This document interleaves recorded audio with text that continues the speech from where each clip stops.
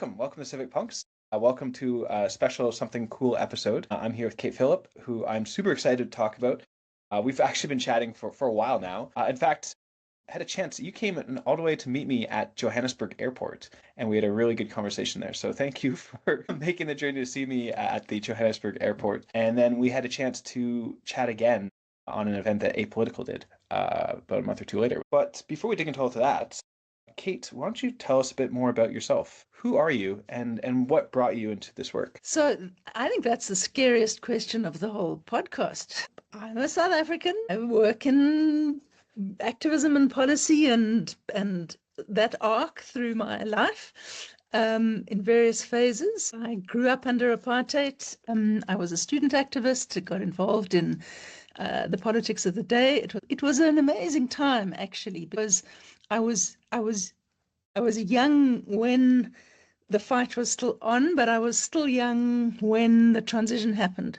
The end of apartheid, Nelson Mandela came out of jail. We had our first democratic election. There was a whole new, brave new world to invent and discover and create and redesign. I mean, incredible opportunity for anyone interested in society, in governance, in making change happen, in dealing with systemic problems. We had them.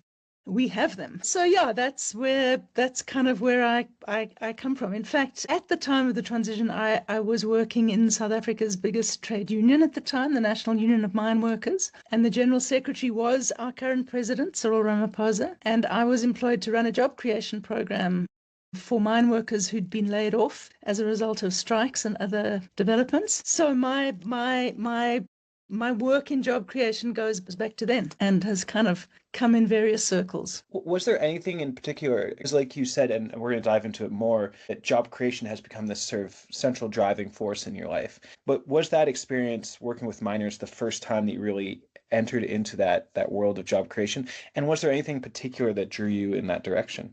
Or was it just kind of serendipity? Well, it was a very key strike in South Africa's history that led to the union deciding to set up a job creation program. And at that time, South Africa was divided. It had a whole lot of supposedly independent sub-states called Bantustans. And mine workers were migrants from those areas. Long key part of South African history about how Black people were forced off the land in order to work on the mines, with land dispossession very much part of that, and then people not allowed to live in the cities but forced to migrate from those areas. And the strike that happened was at a key political moment, and 40,000 workers were dismissed.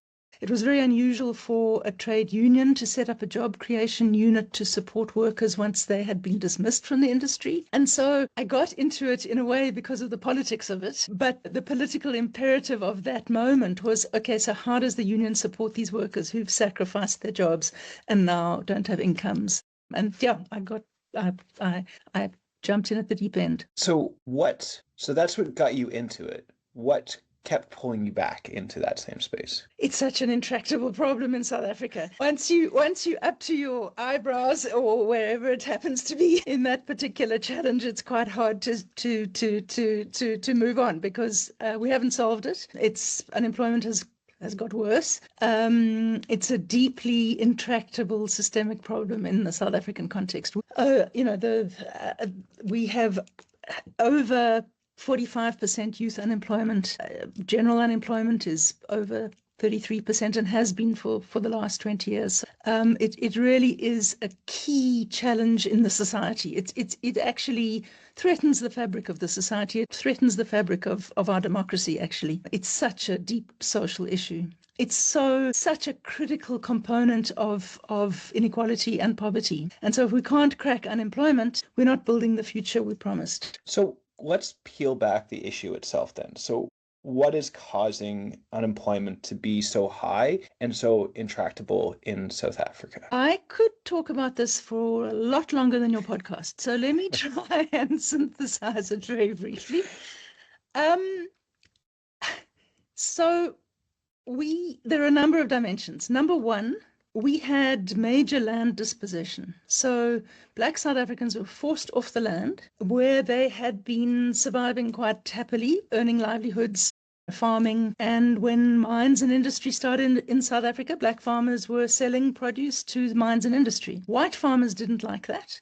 And mines and industry couldn't get labor. They actually were importing labor from China. So interventions, part of the forced removal of black people from agricultural land was to get them into the labor market. And that was done, and that happened. Now that labor market doesn't need labor at the same scale, but people have been off the land for generations. You can't just send an urban working class back to become peasant farmers. It doesn't work like that. Our agricultural employment is dramatically lower than any comparable development country. So that's one issue. The other issue is very high levels of concentration in our economy. At the time when we transitioned from apartheid, I think about 80% of our stock exchange was owned by 4 companies. And those companies had invested heavily in basic commodity goods, reinvested from mining into things like bread, tea, beer, maize meal, sugar, canned goods, you name it. So those basic commodity goods are mass produced in our core economy, and that makes it very hard for small enterprise to compete. And so our small enterprise sector is much smaller than many other comparable countries. Our education system was intentionally very unequal under apartheid.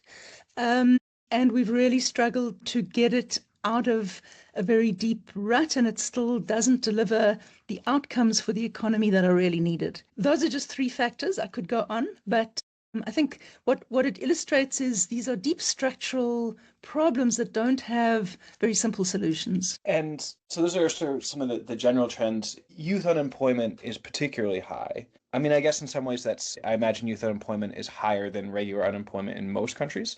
But is there anything particularly unique about South Africa's context that causes that to be so stark? So employers say that young people are badly behaved in the workplace. The term we use here is ungovernable, that they lack work skills, that the costs of getting them up to speed are too high. And when you've got a labor pool where you don't have to employ people who've never been employed before because the pool is so large, and the pool of unemployed people is so large, employers prefer to hire people who have prior work experience. And so that locks young people out of the labor market because they can't get work because they've never had work. Question, I guess, that is interesting that comes to mind as well. So after we had a chance to hang out in Johannesburg, I spent the next week in Cape Town, and I spent lots of time talking to all sorts of different people. And one of the things that came up that was quite fascinating for me was immigration. A lot of people are coming from other parts of the world, particularly other parts of Africa, for employment, for jobs, and particularly Cape Town. They said that they were coming to Cape Town. They come to other parts of South Africa, but eventually came to Cape Town because they found it was the best place to get work. But it led to this really interesting dynamic where you have these people coming from other countries that have this real desire to work, and that's butting into this huge unemployment that exists in places, including in Cape Town. And it seems that in at least in many cases, a lot of the immigrants are out competing locals for jobs, which I thought was an interesting dynamic that I hadn't seen in other countries before. Is that something that you're seeing? I don't know if that anecdotal ties to larger trends you're seeing across South Africa. Look, it's a complex issue. I think for a start, one has to remember that the rest of Africa provided safe havens for South Africans in exile for decades during the struggle against apartheid. And we have a duty of solidarity for countries that are, where forms of oppression and so on are causing refugee crises. So the first issue there is a rights issue. And in that regard, our frameworks are relatively strong, if not always in the application, but the rights are there. I think part of the issue here, and it's complex, South Africa has a very strong history of worker rights and minimum labor standards. And it's one of the strengths of our economy, particularly in a context of such high inequality that does exist. That was very much an outcome of the labor movement was at its peak in the final years of apartheid. Labor was a really, really strong factor in bringing the private sector to accept the need for change. And I think it's fair to say that sometimes when migrants come and they're desperate and they don't have a lot of alternatives, they're willing to undercut those standards. They don't have quite the same rights. They're not able to access rights in the same way. And unfortunately, for some employers, that's attractive. So, it's a difficult dynamic. It's not an easy one. I think in terms of self-employment, there are big differences. Many migrants become self-employed and there have been constraints on that in terms of South Africans. That too is a really complex issue. There are structural factors that limit the scale of small business in South Africa, but also there are historic factors. I mean, I keep going back to our history, and apartheid is still part of our present in a sense, but the fact of the matter is that it was criminalized for Black people to run businesses under apartheid. So for generations, economic activity of that kind was actually suppressed actively. And it takes a generation or so to get over that, whereas that really wasn't the case in other parts of Africa. And so people have long histories of trading, of all of artisanal manufacturing, of all kinds of forms of economic engagement that go back generations, where in South Africa, a lot of that was, as I've said, suppressed. So, these are the complexities of the terms of competition here. So this is probably a good time to bring it back to you and the work that you're doing. The president reached out to you and wanted your help. Could you tell us a bit about how that all came together? So COVID happened. COVID happened to everybody all over the world. It's kind of a big deal. Yeah, it's true. And we already had a crisis of unemployment, but in the context of the pandemic, we were hemorrhaging jobs, and a social crisis that was already a crisis looked to become, that much more serious. And so there was a sense of real urgency to say, and in a way, it cut short some of the arguments about. There's an assumption in many of our societies that it's only the private sector that should be creating jobs, that there isn't a role for the state to create jobs.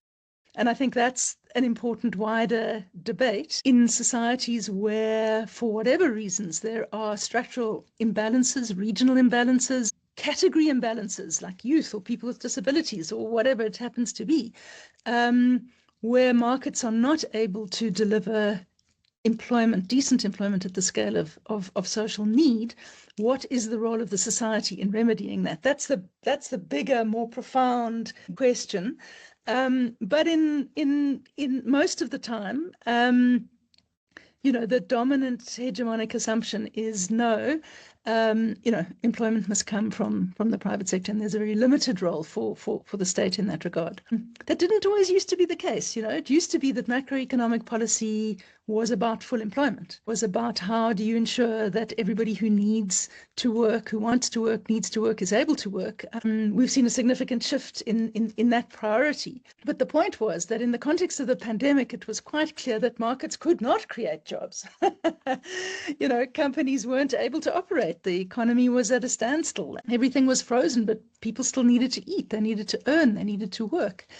And so there was a policy consensus that there needed to be a mass employment program funded by the state to get people to work, to support people in work. So some of the kind of institutions like museums and creative sector institutions, sports activities and so on, all those things that couldn't happen that employed people, we needed to step in to retain those jobs because they couldn't rely on ticket sales and so on.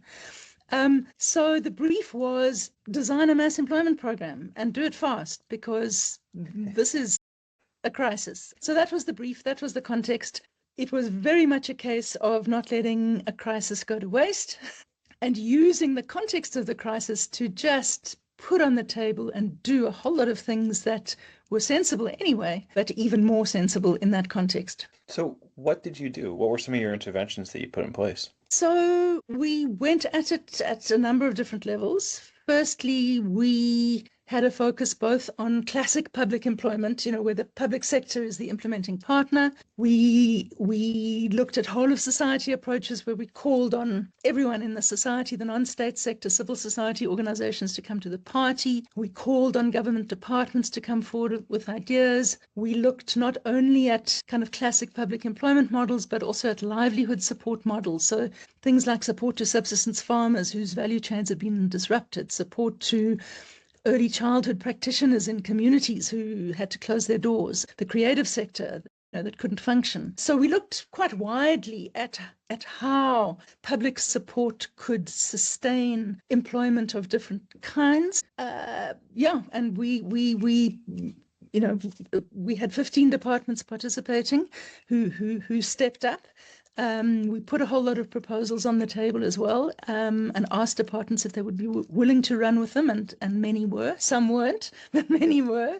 And, some of it was trial and error, but we called it a coalition of the willing. I know that's a phrase with its own particular context, but we called it a coalition of the willing because it was an opportunity to get more budget, to do new things in new ways, but it meant more work and it meant audit risk because we were doing different new things and having to do them quickly and not cutting corners in a negative way, but trying to roll things out at speed. And so the public officials who stepped forward were those who saw that as an opportunity. The public officials who came forward with ideas of what they could do that they were not already doing, what they could do more of, better and differently to create employment at scale. Yeah, they were among the best of the best. They were committed public officials who wanted to make a difference despite the difficulty of the context.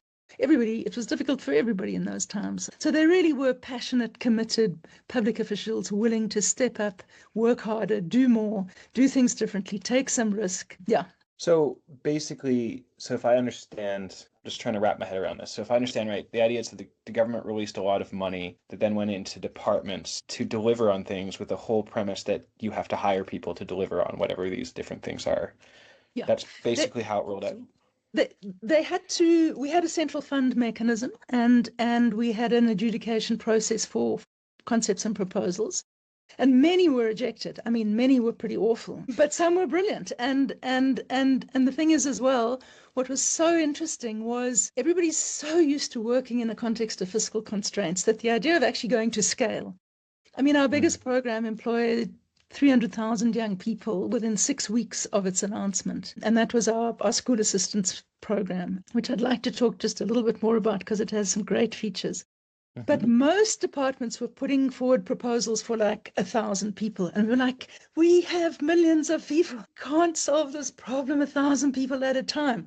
How do we think at scale? How do we design for scale?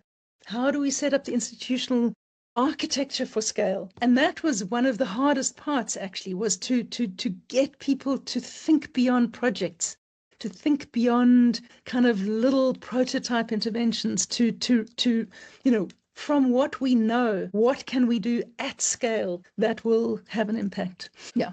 I mean, for me, this is actually a really interesting question because one of the things that I'm thinking a lot about these days is how governments have actually become pretty good at running pilots. The issue is that nothing scales beyond pilots. So I'm particularly interested in what you found helped scale, what enabled scale. Because we do tons of pilots, but you actually found a way to work at scale. And what were the techniques and tools and approaches you developed to help you do that? Start with a social crisis, get a big budget allocated, bigger than had ever been budgeted for this space before, set up mechanisms that solicit innovation, and set criteria where scale is part of the criteria. And I mean, to be fair, the largest programs that we have implemented were programs that did not necessarily arise organically in that way, but were actually put on the table. So our biggest proposal for the teachers' assistants was something we took to the Department of Basic Education. To the credit of their Director General, he said, let's do it. It was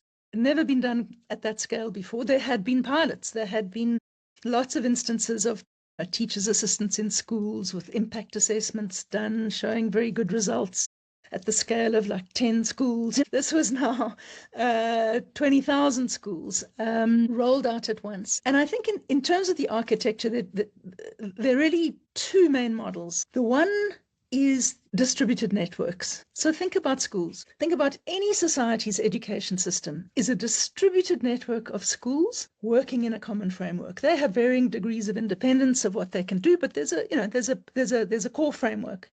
And a distributed network of physical infrastructure and management infrastructure. Every school has a management structure that can absorb another 10 people without too much stress or difficulty. The distributed network of schools also meant that every community has a school. So we managed to reach the entire society. Every single community in the society was impacted by our placing 10 to 20 young people in every school.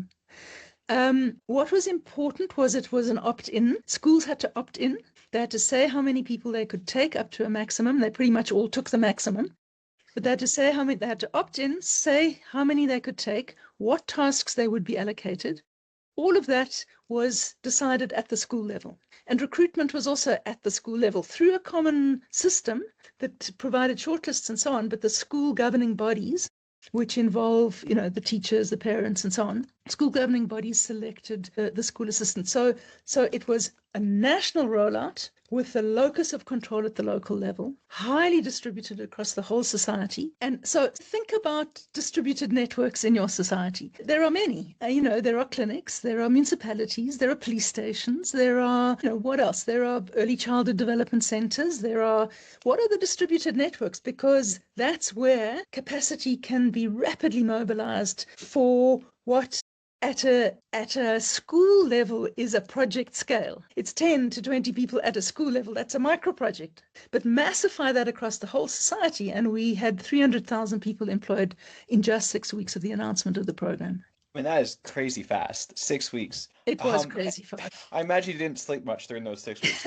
So just to summarize the school assistance program, basically, as I understand it, the national government gave money through, distributing to these different networks. A school would get a pot of money that could be allocated to the hiring of youth to work in the school for a period of time. My understanding when you mentioned this to me last time is that there's a lot of flexibility about what they did. The key thing is that they needed to be employed by the school. Yeah.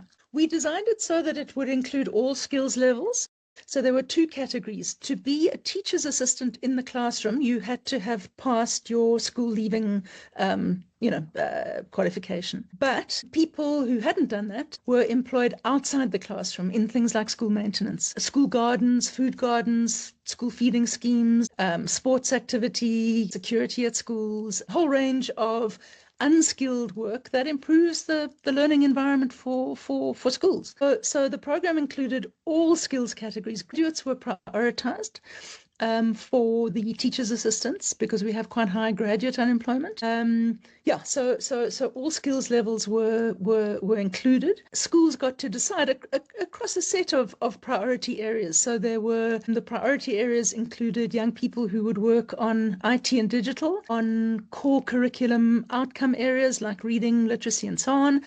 In a support function, they're not teaching, but they're supporting a teacher in those functions. Care workers working on psychological support for young people, for learners, sports, arts, culture, school maintenance. There were a couple of standard categories, but schools got to prioritize how they wanted to place the people they took.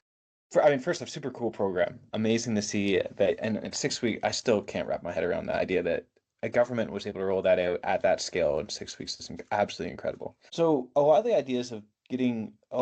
the models that you've talked about have been this idea of taking money and then giving it to organizations that already have infrastructure in place, such as government departments, schools, stuff like that, and basically say, hey, you need to use these resources to hire people, to get them employed and stuff like that. Use it to deliver whatever your mandates are, but you need to be hiring people. That's the key thing. That's the need we have. One of the things that I am curious about is what about so much of employment is actually driven by small and medium organizations, businesses, not-for-profits, community organizations, stuff like that. How have you tried to engage those groups or not? Okay. And what was the rationale behind that? So certainly, particularly during COVID, that was not our priority because businesses were not managing to function. So they weren't able to absorb people. I think our priority there in the first instance was recognizing, look, firstly, this was a non-market intervention in the sense that the work was public good work. One of our straplines is there's no shortage of work to be done to make South Africa a better place.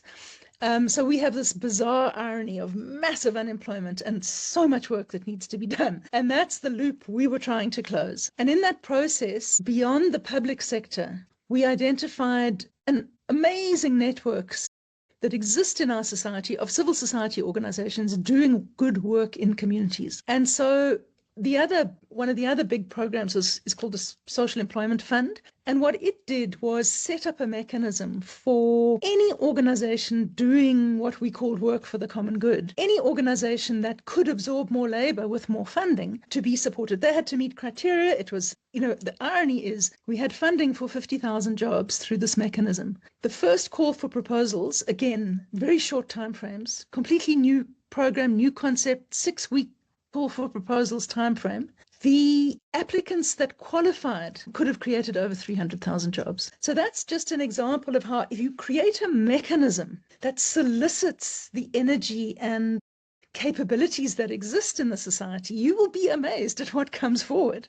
There is so much out there willing to come to the party, be supported, and support the agenda that has been set when it's an agenda like that. So through that, we've supported community-based organizations doing things like combating gender-based violence, food security initiatives, catchment management, placemaking, public art, community art, early childhood development. I mean, things like in informal settlements.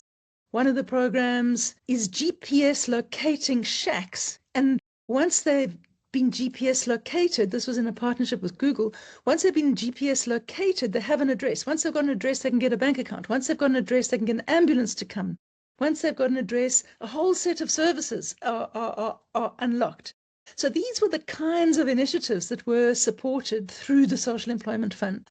The question began with a question about small enterprise, and I'm coming back to that through this, because the Social Employment Fund offers just part-time work, 2 days of work a week. The idea being that those 2 days a week give people a regular and predictable basic income, and that provides what we call support scaffolding that enables them to start exploring what complementary economic activity they might engage in.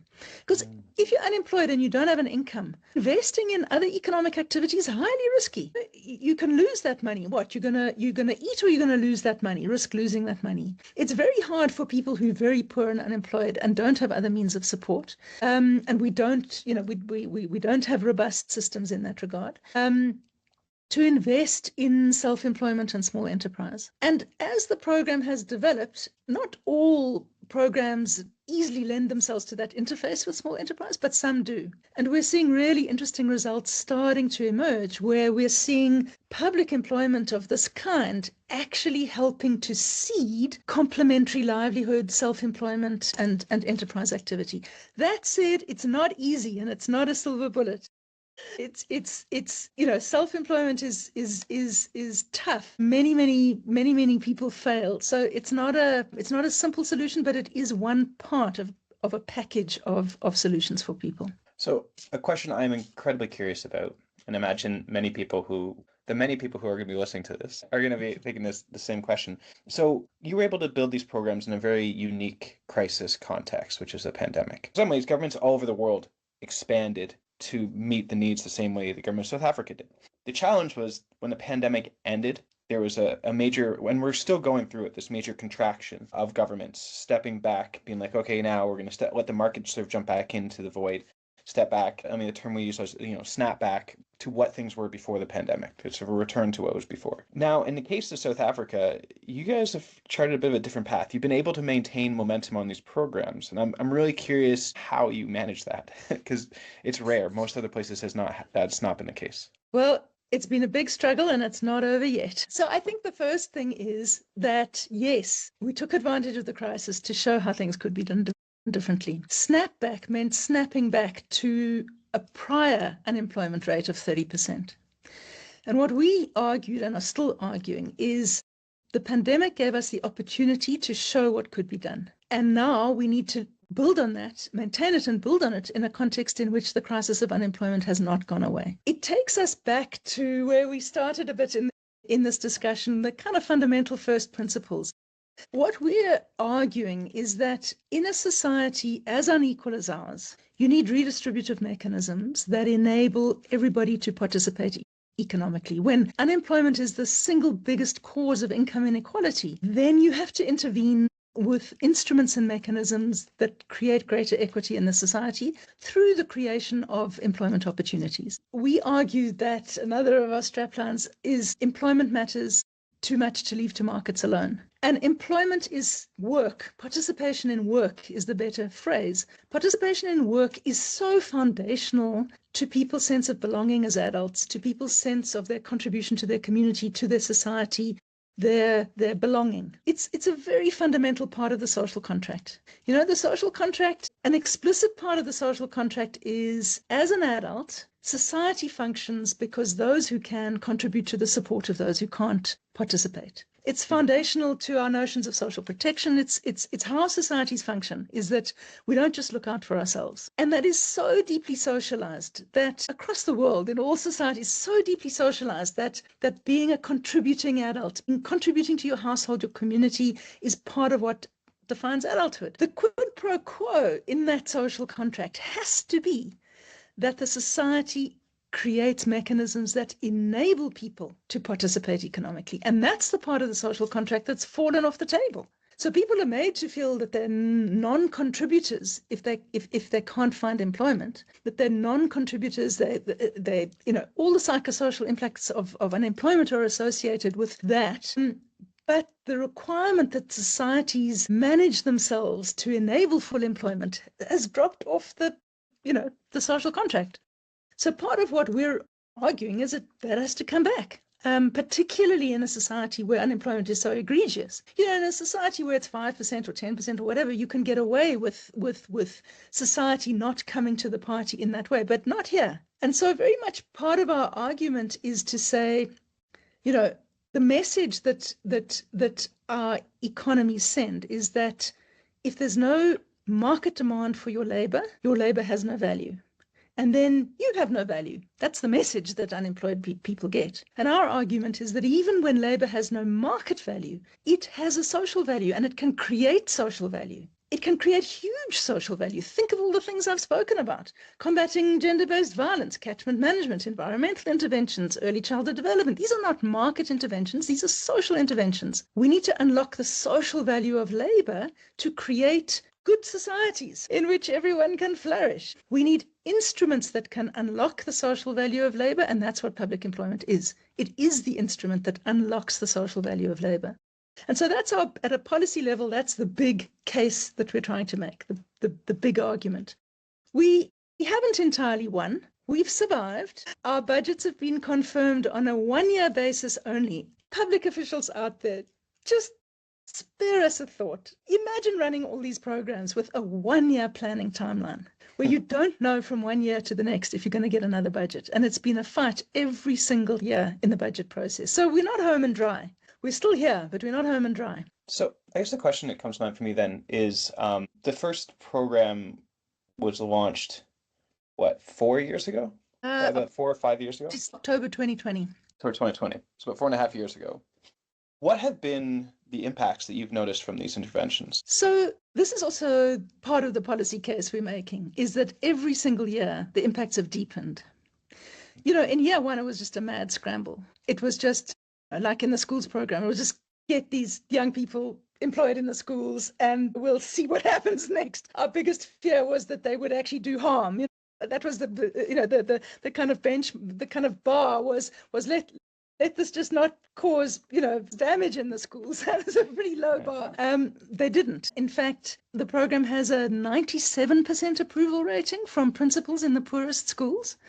The teachers' trade union has come out in strong support of the program, saying it's an absolutely vital resource in the schools. We are now there are two dimensions of impact. The impacts on the participants. What happens to them when they leave the programs? Is it a positive?